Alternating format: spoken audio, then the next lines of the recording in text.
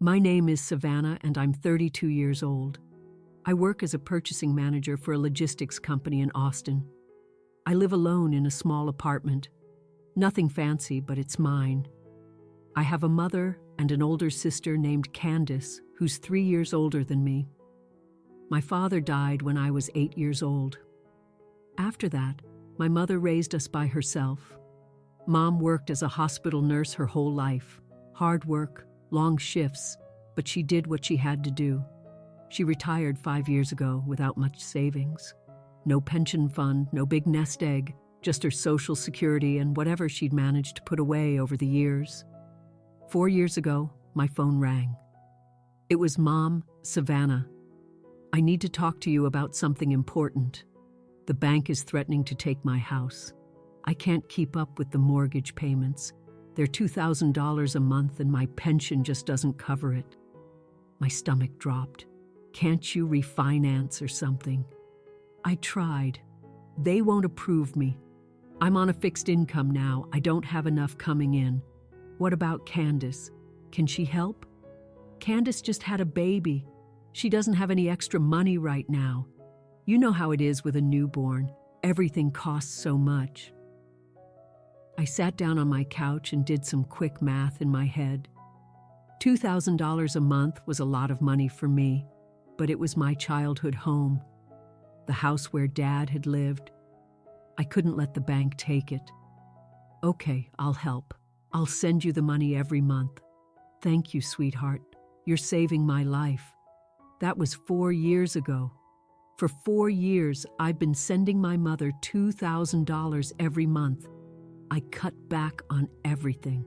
No vacations, no new clothes, no eating out at restaurants. I packed lunches for work. I took the bus instead of driving to save on gas. I lived as cheaply as I could, so I could afford to send that money. My mother rarely thanked me. Sometimes she'd send a short text saying she got the money. Most of the time she didn't respond at all. It was like she just expected it, like I owed her something.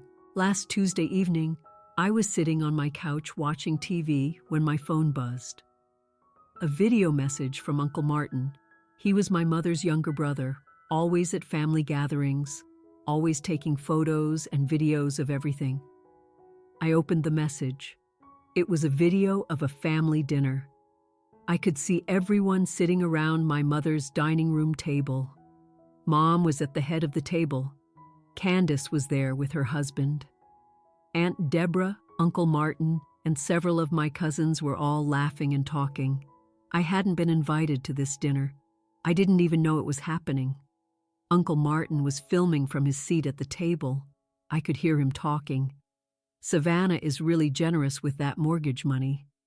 $2,000 a month for 4 years. That's a lot. My mother's voice came through loud and clear. Savannah housed me. I gave birth to her. I raised her for 18 years. She's just paying back her debt. She doesn't have a husband or kids anyway. Let her at least be useful as our cash cow. Everyone at the table laughed, actually laughed. Candace's voice chimed in. She's always been desperate to prove her worth. It's kind of pathetic, Aunt Deborah added. At least she's good for something. Without money, she'd be completely useless. More laughter. I sat there staring at my phone screen. I felt like someone had punched me in the stomach. I couldn't breathe. I managed to download the video to my phone before it disappeared. About 2 minutes later, Uncle Martin deleted the message. He must have realized he'd sent it to the wrong person. I stayed up all night, watching that video over and over. Each time I heard my mother's words, they hurt more. I started thinking about my childhood. After Dad died, Mom threw herself into work. She was never home. Candace and I pretty much raised ourselves, but somehow Candace became the favorite. She was the pretty one, the popular one, the one Mom bragged about to her friends. I was always on the sidelines, always trying to prove I was worth something. When I made the honor roll at school, Mom said, "Well, at least you're not completely useless." When Candace barely graduated high school with C's and D's, Mom threw her a huge party and bought her a car. After high school, I got into college on a partial scholarship. It covered about half the tuition. I worked 2 jobs to pay for the rest. I worked at a coffee shop during the day and cleaned office buildings at night. I was exhausted all the time, studying between shifts, barely sleeping. Mom never offered to help me. She said I was smart enough to figure it out. But she helped Candace. She paid for Candace's apartment when she moved out. She bought Candace furniture, clothes, whatever she needed. I graduated with a degree in business management. I got a good job, I worked hard. And when Mom called 4 years ago asking for help with the mortgage, I said yes without hesitation, because I thought maybe finally I was doing something that mattered to her. But I wasn't. I was just a cash cow. The next morning I called the mortgage company. I needed to know exactly where things stood. I'm calling about the mortgage for the property at 1847 Maple Street. I said I was listed in the documents so I could count on receiving this information. The woman on the phone pulled up the account. The current balance is $18,000. The next payment is due in 13 days. Based on the payment schedule, the mortgage will be fully paid off in 9 months. I thanked her and hung up. I sat at my kitchen table with my laptop and started gathering documents. I pulled up every bank statement showing the money transfers to my mother. 4 years of transfers, $2,000 each month. I saved every single one as a PDF. I went through my email next. Every confirmation message my mother had sent me about receiving the money. Every text message where I'd asked if she got the payment. I took screenshots of all of it. Then I organized everything into a folder on my computer. The next payment was due in 13 days, Monday. I decided I wasn't going to make it, but I didn't tell my mother. I wanted to see what would happen. I spent the weekend writing a letter. I explained everything. How I'd been paying the mortgage for 4 years. How my mother had called me a cash cow behind my back. How my family had laughed about it. I attached the video, all the bank statements, all the email confirmations. I made a list of everyone I was going to send it to.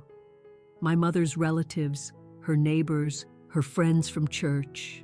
Everyone needed to know the truth. Monday morning came. The payment was due. My phone rang at 9 o'clock in the morning. It was my mother. Savannah, the mortgage payment is due today. I haven't seen the transfer yet. I'm not paying it. I'm not sending you any more money. I'm tired of being your cash cow. There was silence on the other end.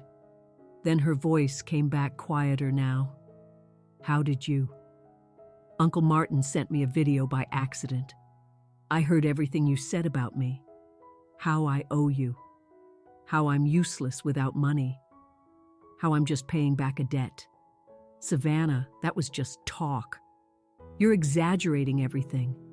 You know how people talk at family dinners. I heard exactly what you said and how you said it. I'm done. I hung up before she could say anything else. Then I opened my email and sent the letter. I sent it to Uncle Martin, Aunt Deborah, my cousins, my mother's neighbors, people from her church, everyone who should know what kind of person Shirley was. Within an hour, my phone started going crazy. Calls, texts, voicemails. I let most of them go to voicemail, but I read the texts. Uncle Martin wrote, Savannah, I'm so sorry. I didn't know your mother treated you like this. I thought it was just one bad joke. I never would have laughed if I'd known. Aunt Deborah wrote, You're making private family business public. This is unnecessary drama. Candace wrote, You're destroying this family over a stupid joke. Do you know what you've done? My mother sent several angry messages. The last one said, You're dead to me. But there were other messages too. Good owns. My cousin Ashley wrote, I had no idea you were paying Mom's mortgage. What she said about you in that video was disgusting. I'm so sorry. One of my mother's neighbors, Mrs. Patterson, wrote, I always thought you were such a sweet girl. I'm shocked by what I saw in that video. Then I got a call from someone I didn't know. Is this Savannah? My name is Linda. I'm the treasurer at your mother's church. I received your email with the video and documentation. I need to ask you something. Have you been paying your mother's mortgage for the past 4 years? Yes, $2,000 a month. Linda was quiet for a moment. Your mother has been receiving money from the church's need fund for the past 3 years. She told us she was in danger of losing her home and that neither of her children were helping her financially. I felt sick. What? She's been getting monthly assistance, about $1,000 a month for 3 years. The church council is going to investigate this. Thank you for bringing it to our attention. After we hung up, I just sat there. My mother had been taking money from the church while I was sending her $2,000 a month. She'd lied to them.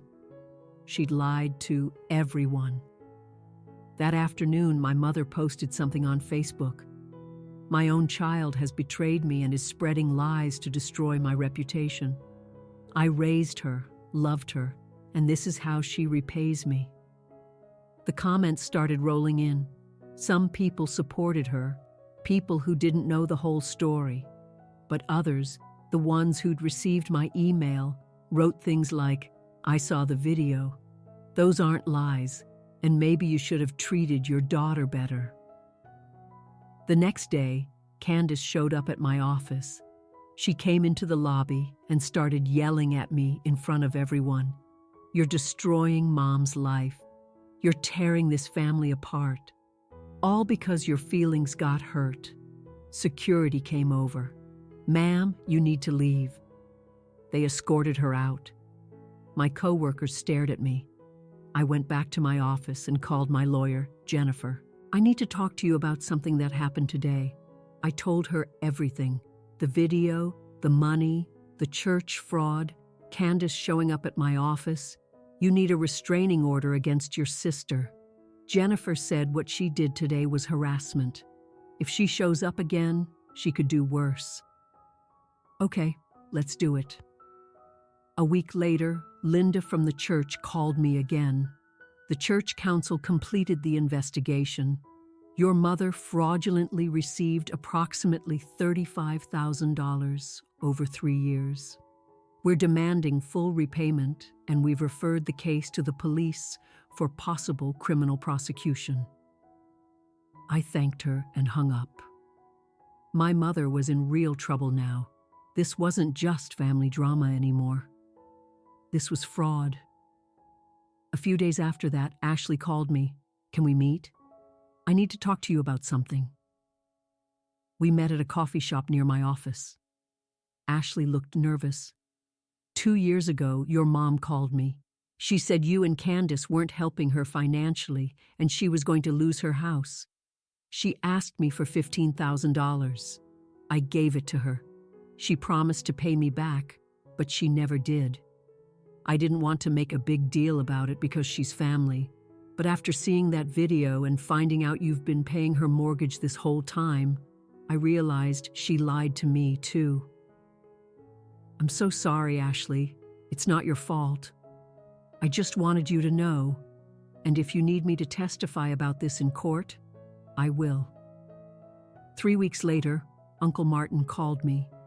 Your mommy's in bad shape, Savannah. She's drinking a lot. She won't leave the house.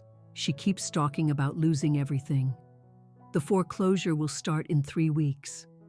Uncle Martin continued. The church wants their money back. Her first lawyer dropped her after he found out about the church fraud. I'm sorry to hear that, but she did this to herself. He hung up without saying goodbye. The next day, I got a letter in the mail, handwritten in my mother's messy handwriting. It was long and rambling, full of apologies and excuses. At the end, she wrote, "Please help me save the house. I made mistakes, but I'm still your mother. Please." I sat at my kitchen table and wrote a reply. I kept it short. I forgive you for my own peace of mind. But forgiveness doesn't mean reconciliation. It doesn't mean saving you from the consequences of your own actions. You made your choices. Now you have to live with them. I mailed it the next day. A few days later, Jennifer called me. Your mother's new lawyer contacted me. They're filing a lawsuit against you for intentional infliction of emotional distress and defamation. They're demanding $100,000 and a public apology. I actually laughed. They're suing me after everything she did. Yes, but don't worry. I'm preparing our response. We're going to file a counterclaim for repayment of all the mortgage payments you made, plus interest and damages for emotional distress. A week later, I got a call from someone I hadn't talked to in years. Sarah Mitchell. We'd gone to high school together. I work for the local cable news channel now. I heard about what happened with your mother. Would you be willing to do an interview? It's a compelling story. Church fraud, family betrayal, mortgage fraud. People need to know about this. I thought about it for a minute. Part of me wanted to keep it private, but another part of me wanted everyone to know the truth. Okay, I'll do it. The interview aired 3 days later. Sarah did a good job.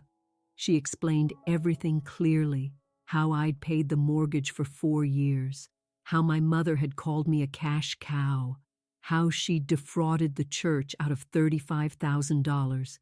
They even showed a clip of the video with the audio of my mother's voice. After that, even more people found out about it. My phone wouldn't stop ringing. Some people were supportive. Others thought I was wrong for exposing my mother publicly. But the church fraud part really made people angry. Nobody likes someone who steals from a church. The mortgage company began foreclosure proceedings right on schedule. The first auction was set for 6 weeks later. I ran into my mother by accident at the grocery store.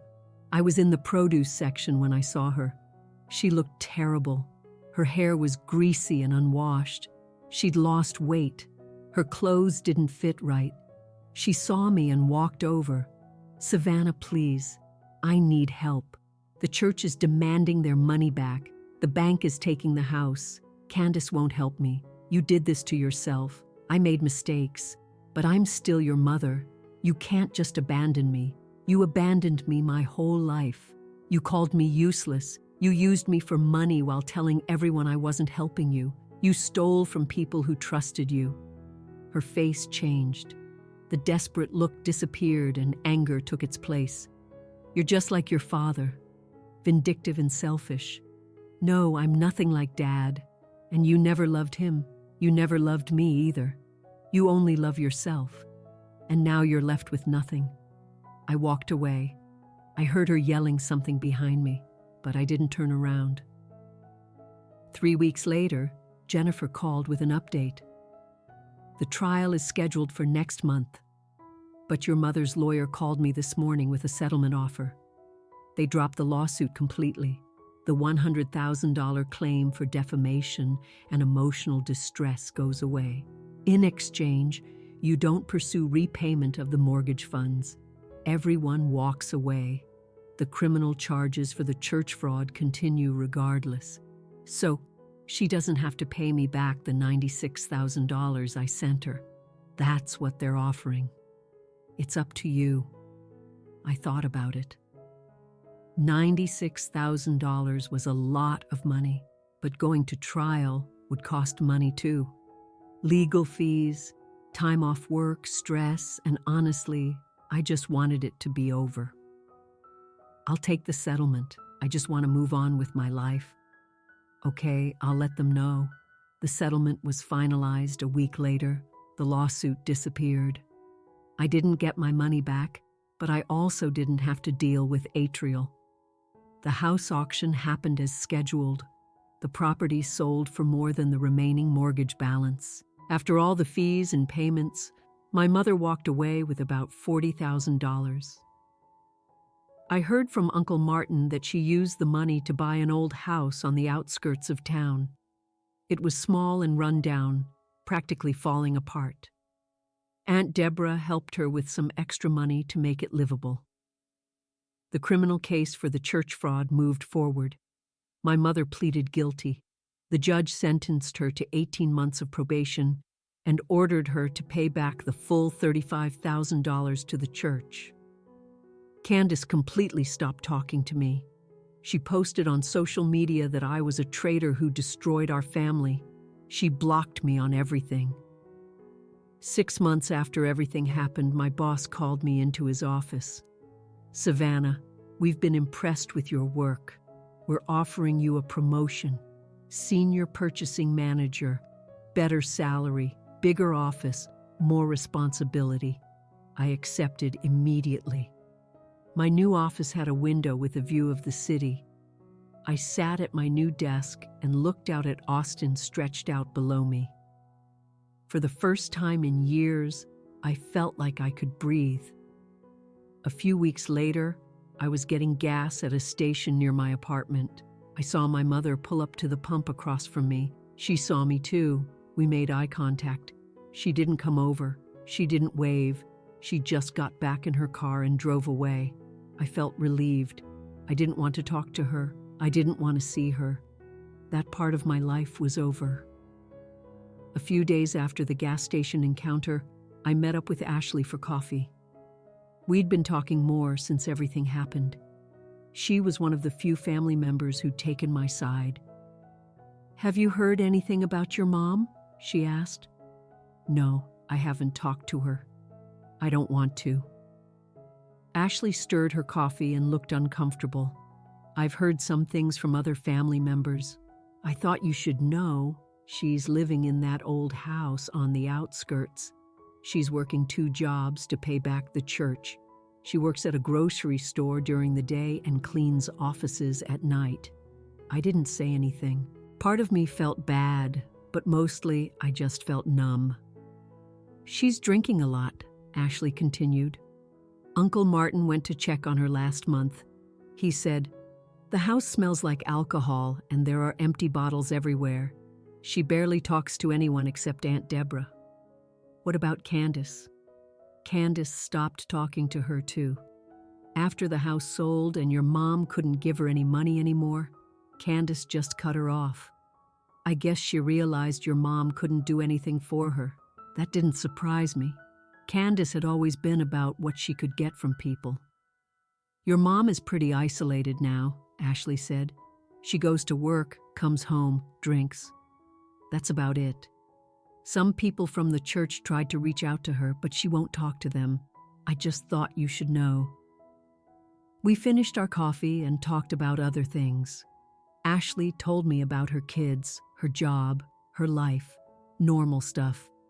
It felt good to have a conversation that wasn't about my mother. After everything that happened, I decided to make some changes in my own life. For 4 years, I'd been sending $2,000 a month to my mother. Now, that money was mine again. I could actually use it for myself. I moved out of my small apartment and into a nicer place. Still just 1 bedroom, but bigger with better light and a view of the mountains. I bought new furniture. I decorated it the way I wanted. It felt like finally living instead of just surviving. I started traveling. I'd never been able to afford vacations before. Now I could. I went to Colorado and hiked in the mountains. I went to California and saw the ocean. I went to New York and saw Broadway shows. All the places I'd only dreamed about while I was working 2 jobs and sending money to my mother. I also started therapy. I needed to talk to someone about everything that had happened. My therapist, Dr. Chen, helped me understand that my mother's treatment of me wasn't my fault, that I didn't owe her anything just because she'd given birth to me, that I had a right to protect myself and my peace. I picked up hobbies I'd always wanted to try, but never had time or money for. I took a pottery class. I joined a book club. I started going to a yoga studio near my apartment, and I started dating. His name was Marcus. We met at a coffee shop nearby my office. He was a software engineer, funny and kind, and he actually listened when I talked. We'd been seeing each other for about 3 months now, and it was going well. One Saturday morning, Marcus and I were having breakfast at my apartment. We were sitting on my couch, drinking coffee and eating pancakes when he asked me about my family. "Do you ever talk to your mother?" "No, I haven't spoken to her in almost a year." "Do you miss her?" I thought about it. No, I miss having a mother, but I don't miss her specifically. She was never really a mother to me anyway. "What about your sister, Candace?" "She made her choice. She chose to side with our mother and against me. I'm fine with that." Marcus nodded. "It must have been hard, though, cutting off your whole family like that." "It was, but it was also necessary. They were using me. They didn't care about me as a person. They just cared about what I could do for them." A few weeks later, I was at the grocery store again. I turned down an aisle and almost ran into my mother. She had a basket with bread, canned soup, and a bottle of cheap wine. She looked even worse than the last time I'd seen her. Her clothes were old and worn. Her face was tired and lined. We stared at each other for a moment. Neither of us said anything. Then she turned around and walked away. She left her basket sitting in the middle of the aisle and just left the store. I stood there watching her go. I waited for some feeling to hit me. Sadness, guilt, anger, something. But he felt nothing, just relief that the encounter was over. I finished my shopping and went home. Marcus was there waiting for me. We were planning to cook dinner together and watch a movie. Normal couple stuff. The kind of life I'd never had time for when I was sending all my money to my mother. That night, lying in bed, I thought about everything that had happened over the past year. Losing my mother, losing my sister, losing most of my extended family. It should have felt like a loss, like I'd given something up. But it didn't feel like that at all. It felt like freedom. I'd spent so many years trying to prove I was worth something to people who would never see my value. I'd worked 2 jobs to put myself through college. I'd sent $96,000 to my mother over 4 years. I'd given and given and given, and all I got back was being called a cash cow and being told I was useless. Now I was done giving to people who didn't appreciate it. I was done trying to prove myself to people who would never be satisfied. I was done setting myself on fire to keep other people warm. I had a good job with a promotion and a better salary. I had a nice apartment with a view of the mountains. I had hobbies and friends and a boyfriend who actually cared about me. I was traveling, trying new things, living my life instead of just surviving. I didn't wish bad things on my mother. I didn't celebrate her suffering. I just didn't think about her anymore. She was part of my past, not my future.